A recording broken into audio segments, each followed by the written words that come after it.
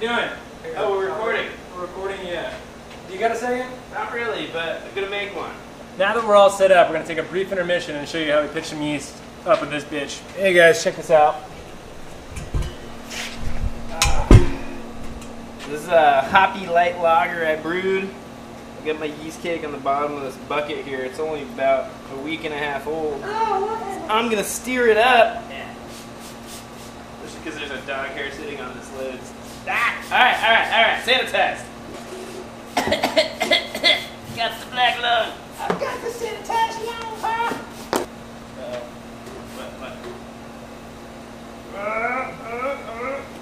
Alright, we just pitched about, well, give or take a trillion yeast cells. That ought to do it. We still have to oxygenate. So there are some things we tell you guys you don't have to worry about. We do that a lot actually. Say, hey, don't worry about this. Yeast health, always worry about yeast health, including oxygenation and including pitching really healthy, vibrant pitches. Vibrant? Wow. Yeah, that's my word. That was a long brew day. Yeah, so we transferred 2 beers. We transferred 3 beers. We transferred 2 into kegs, 2 different beers into kegs, 1 beer from the fermenter to the bright tank. Had to clean out all the equipment in between. So clean the bright tank, transfer the second beer into the bright tank, clean the fermenter, transfer the beer that we were brewing today into the fermenter. Meanwhile, I had to go make, propane and CO2 runs and everything like that. So that was a long day. We're talking about a beer that we just kegged that'll be available this Saturday for $2 a pint. $2? What's this madness behind the $2 beer? All right, so this beer is not the beer. This beer is not the beer either.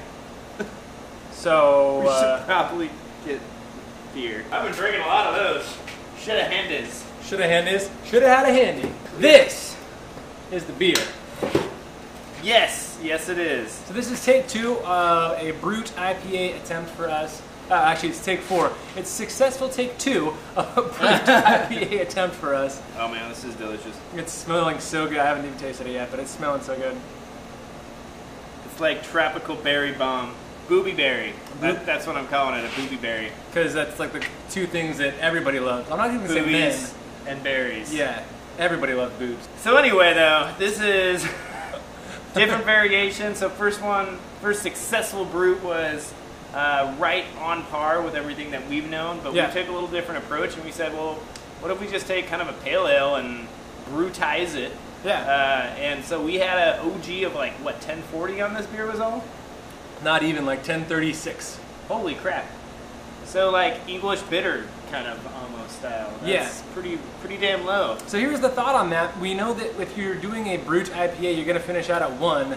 And so doing a 1036 is basically the same as doing something in the range of like a 1045 to 1050 range based on final alcohol percentage. This finished out at 4.3% alcohol. Finished out completely dry at 1. Actually, it was at 999. 0.999. It was sub 1. Just in that sub 1 mark.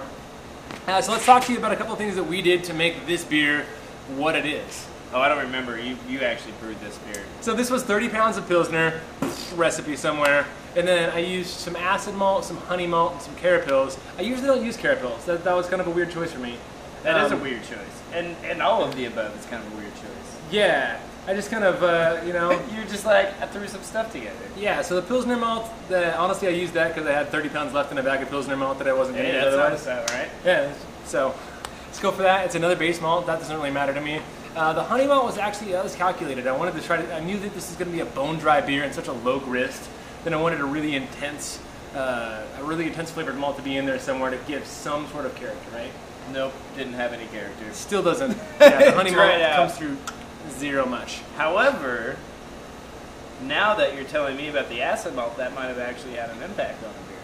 Because that did probably have an impact on the pH, so... Yeah, so the pH is going to be part of the conversion, hopefully giving you a better efficiency and making this a slightly more beer. Another thing that acid malt does is that it also changes how your yeast metabolize, and so sometimes having acid malt, especially in your IPAs, can actually help pop the fruitiness from your hops. Exactly. That's what I've noticed the most, is whenever... Like, I've used acid malt, even in a 5-gallon batch up to like 12 ounces. And it's weird how, while it makes this hop softer, it also brings forward like more of those pineapple or citrus notes as well, because it sort of has that complementing, you know, acidification to it that you're Yeah. used to in those styles of fruit. And it helps, you know, if you get past that flavor threshold, it also helps pop up the hops a little bit too. Because, you know, a little bit more acid. Similar concepts to gypsum, except for with acid. Sounds about right. Yeah, so, and then the hops that we used in this one was kind of an amalgam of hops that I really thought would go together. I took an approach that I took from a previous Session IPA, Super Session IPA. I'd done about the same grist, but less alcohol, like 2.5. Super Session. Super Session! Get out of here, fly. And I used Belma. So Belma's like a very notable, when it came out, it was touted as this like strawberry flavored hop. Hey, that's why I'm getting the berry booby bomb. The berry booby bomb. That's it. It's from the Belma. So that was a big part of using Belma. But I think another thing about using Belma is you have to accent it because it's such a soft hop. That berryness is there, but it's such a soft hop that you have to accent it with something that's more aggressive. I used Azaka and Green Bullet, and then a little bit of Rakow as well. And then then that was all Whirlpool edition. There's actually no dry hop in this, and there's one boil edition for the 1 barrel batch. I used 1 ounce of Columbus. And looking back, I think I would have dry hopped it as well. If we would have dry hopped it with something like Simcoe, it probably would have been like, pow! It went from berry booby bomb to ultra booby squirty bomb. Let me rephrase that. Blueberry bomb.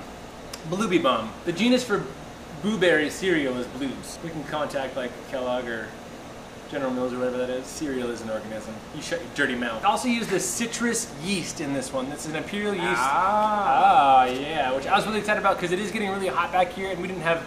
We do have thermal regulation, but we didn't necessarily feel like we needed to use that thermal regulation, so we used the citrus yeast, which is only Sactois.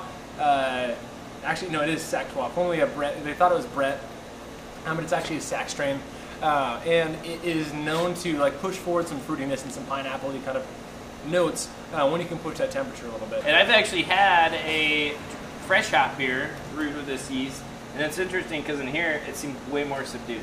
Yeah. Fresh hop beer, it was a split batch of citrus and just Chico strain. And the Chico strain honestly tasted like bleh, and the citrus was like, whoa, that's a good beer. Yeah. So huge difference if you want to play with something like that. So another shout out to Imperial Yeast. This is a great option for stuff like this if you can work the temperature. If you can't work the temperature and you're going to be fermenting lower, I would say if anything below like 68, don't use this strain because you need to be able to push it in that last especially stretch to up finish there. up. Yeah, to that 75 plus degree range. All right, till next time, let's get tit-faced on Genus Brewing.